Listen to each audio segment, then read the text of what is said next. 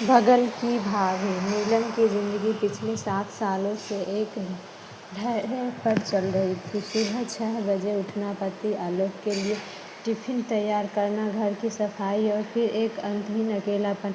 आलोक एक multinational company में बड़े पद पर थे। उनका काम ही उनकी दुनिया थी। अक्सर वह देर रात तक घर लौटता। सप्ताह वीकेंड में वो फाइल लैपटॉप के बीच में बीत जाता। नीलम के लिए या इस आलिशान फ्लैट की दीवारें धीरे धीरे एक खूबसूरत पिंजरा बनती जा रही थी। उनकी शादीशुदा जिंदगी में कोई बड़ी लड़ाई नहीं थी, लेकिन एक ऐसी खामोशी थी जो नीलम को भीतर ही खाए जा रही थी। यह कहानी दिल्ली के एक वॉश अपार्टमेंट की है, जहाँ हर कोई अपनी ज़िंदगी में व्यस्त था। नीलम की फ्लैट की बालकनी ठीक सामने वाले विंग की एक बालकनी आमने सामने खुलती थी। दोनों बालकनी के बीच महज 20-25 फीट का फासला रहा होगा। उस सामने वाले फ्लैट में कुछ ही दिन पहले एक नया किराएदार आया था। उसका नाम था कबीर। कबीर एक फ्रीलांस ग्राफिक डिजाइनर और फोटोग्राफर था। 24-25 साल का एक ऊर्जावान लड़का जिसके चेहरे पर हमेशा एक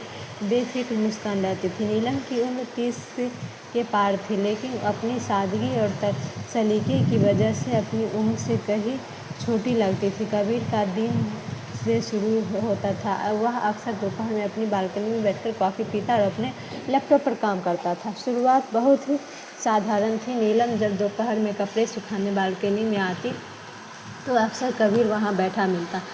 पहली कुछ बार दोनों की नज़रें मिली तो दोनों ने शालीनता से नज़रें झुका ली। लेकिन एक दिन जब नीलम एक भारी गमले की खिसकने की कोशिश कर रही थी, कबीर ने सामने से देखा और मुस्कुराते हुए इशारा किया, संभाल कर, भारी है। नीलम ने मुस्कुराकर सिर हिला दिया। वह पहली बार था जब उन दोनों के बीच एक अनकहा संवाद हुआ था। उस दिन के बाद दोपहर की वह मुलाकात एक सिलसिला बन गई। नीलम खुद भी इस बात से अनजान थी कि वह अब दोपहर का इंतजार करने लगी थी। घर का काम निपटाकर जैसे ही घड़ी में 2 बजते वह खिड़की के पर्दे को थोड़ा सरकाकर देखती कि कबीर बाहर आया या नहीं। एक शाम सोसाइटी की एनुअल जनरल मीटिंग एजीएम थी। नीलम अकेली ही गई थी क्योंकि आलोक हमेशा की तरह ऑफिस के काम में व्यस्त थे। वहाँ कबीर भी मौजूद था। भीड़ में जब कबीर की नज़रें नीलम पर पड़ी तो वह सीधा उसके पास चला आया। नमस्ते, मैं कबीर आपके सामने वाले फ्लैट में रहता हूँ, उसने हाथ बढ़ाते हुए कहा। नीलम ने थोड़ा झिझकते हुए मिलाया। नमस्ते, मैं नीलम। मुझे पता है, कबीर ने शरारत भरी मुस्कान से कहा। आप दोपहर को ठीक 2:30 बजे अपनी बालकनी में आते हैं। आपका पौधा से प्यार और सफ़ेद रंग का कुर्ता, मुझे सब याद है। कबीर की इस बेबाकी पर नीलम का दिल तेज़ी से धड़कने लगा। सालों बाद किसी ने इसे इतनी शिद्दत से नोटिस किया था। उस शाम दोनों ने काफ़ी देर तक बातें की। कबीर ने अपने काम, अपनी कला, अपनी आज़ाद ज़िंदगी के बारे में बताया। नीलम बस सुनती रही। उसे लगा जैसे कि बेरंग ज़िंदगी में किसी ने अचानक चमकीले रंग बिखेर दिए हो। इस मुलाकात के बाद दोनों के बीच की दूरी कम होने लगी। अब वो सिर्फ बालकनी से मुस्कुराती नहीं थी, बल्कि फ़ोन नंबर का आदान प्रदान भी हो चुका था। व्हाट्सएप पर चैटिंग का एक नया दौर शुरू हुआ।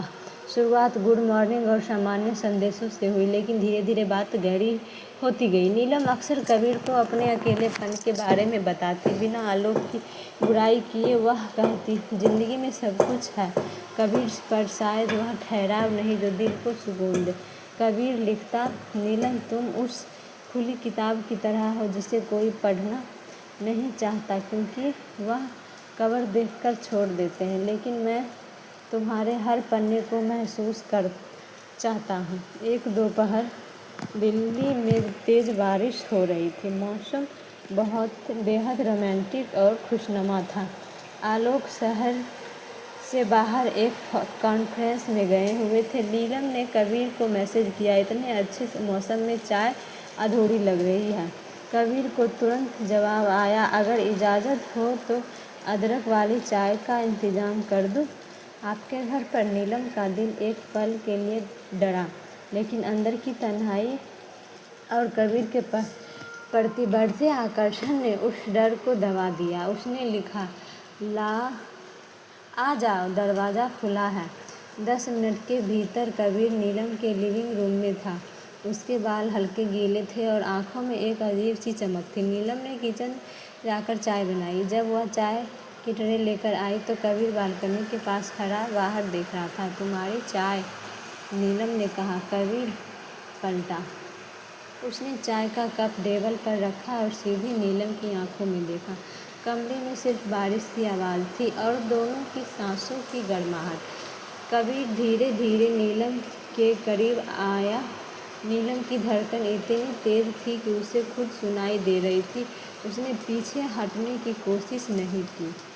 कबीर ने अपने हाथ धीरे से नीलम के चेहरे पर रखा और उसकी लट को कान के पीछे किया। तुम इतनी खूबसूरत हो नीलम, तुम्हें अंदाज़ा भी नहीं है। नीलम की आंखें बंद हो गई। उस पल में मर्यादा, समाज और शादी के सारे बंधन धुंधले पड़ गए। कबीर ने झुककर नीलम के होठों को चूम लिया। एक ऐसा चुम्बन था जिसे में सालों की प्यास, अकेलापन और एक नया एहसास छुपा था। नीलम ने खुद को कबीर की बाहों में सौंप दिया। उस दोपहर उस बंद कमरे में दो आत्माएं और दो शरीर एक हो गए। वह सिर्फ एक शारीरिक संबंध नहीं था बल्कि दो अकेलेपन का एक दूसरे में समा जाना था। इसके बाद वह सिलसिला थमा नहीं। जब भी अकेले आलोक टूर पर होते या देर रात तक ऑफिस में होते, कबीर नीलम के पास आ जाता। वे साथ में खाना खाते, पुरानी फिल्में देखते और घंटों एक दूसरे के बाहों में लिपटे रहते। कबीर नीलम को वह सम्मान और वक्त देता था जिसकी वह हमेशा हकदार थी। वह उसकी उसी हंसी पर मरता था, उसकी छोटी छोटी बातों को गौर से सुनता। नीलम को लगने लगा था कि असली ज़िंदगी कबीर के साथ ही शुरू हुई है, लेकिन चोरी का यह सुख ज़्यादा दिन छिप नहीं सकता था। एक दिन आलोक अचानक एक मीटिंग कैंसिल होने की वजह से दोपहर में ही घर लौट आया। उस वक्त कबीर घर पर नहीं था, लेकिन लिविंग रूम के सोफे पर कबीर का एक स्केच बुक छूट गया था जिसमें नीलम के अलग अलग मूड्स के खूबसूरत स्केच बन गए थे। आलोक ने वह स्केच उठाई और पन्ने पलटते हुए की बाहें तन गई। हर स्केच के नीचे कबीर का दस्तखत थे और कुछ रोमांटिक लाइन लिखी थी। जब नीलम किचन से बाहर आई तो आलोक के हाथ में किताब देखकर उसके पैर जम गए, चेहरे सफ़ेद पड़ गया। आलोक ने शांत लेकिन बेहद सख्त लहजे में पूछा, यह सब क्या है नीलम? यह लड़का कौन है और मेरे घर में तुम्हारी यह तस्वीर क्या कर रही है? नीलम के पास कोई जवाब नहीं था। वह झूठ नहीं बोलना चाहती थी और सच कहने की हिम्मत नहीं थी। उसने रोते हुए सब कुछ स्वीकार कर लिया। उसने आलोक से कहा, तुमने मुझे सब कुछ दिया आलोक, पर अपना वक्त और साथ कभी नहीं दिया। मैं इस घर में एक शो पीस बनकर रह गई थी। आलोक को गहरा धक्का लगा। उनका गुस्सा 7वें आसमान पर था, लेकिन वह चिल्लाई नहीं। उन्होंने बस इतना कहा, रिश्ते में कमी थी तो मुझसे कहती। किसी और को मेरे बिस्तर तक लाने का हक तुम्हें किसने दिया? उसी शाम आलोक ने सोसाइटी के सिक्योरिटी गार्ड्स को बुलाकर कबीर के फ्लैट के बारे में पूछताछ की और कबीर को तुरंत फ्लैट खाली का नोटिस दिलवा दिया। बात पूरी सोसाइटी में फैलने का डर था, इसलिए आलोक ने कानूनी रूप से अलग होने का फैसला किया।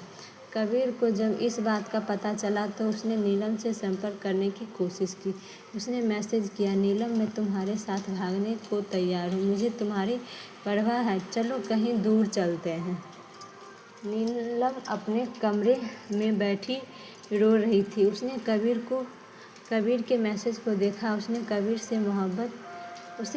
से मोहब्बत थी, इसमें कोई शक नहीं था। कबीर ने उसे जीना सिखाया था, लेकिन इस सच के साथ एक और कड़वा सच जुड़ चुका था। उसका घर टूट चुका था, उसका समाज में सम्मान दांव पर था। वह समझ गई थी कि भावनाओं के आवेग में लिया गया फैसला ज़िंदगी को एक खूबसूरत मोड़ तो दे सकता है, लेकिन उसकी कीमत बहुत भारी होती है। उसने कबीर को आखिरी मैसेज लिखा, कबीर, तुमने मुझे जो वक्त दिया उसके लिए शुक्रिया। तुमने मुझे एहसास कराया कि मैं जिंदा हूँ, लेकिन अब आगे का रास्ता मुझे अकेले ही तय करना होगा। तुम अपनी ज़िंदगी में आगे बढ़ो, मेरी वजह से अपना करियर और भविष्य मत खराब करो। अलविदा। कबीर ने बहुत कोशिश की, लेकिन नीलम ने अपना दरवाज़ा दोबारा उसके लिए नहीं खोला। कुछ ही दिनों बाद कबीर ने वह फ्लैट खाली कर दिया और हमेशा के लिए वहाँ से चला गया।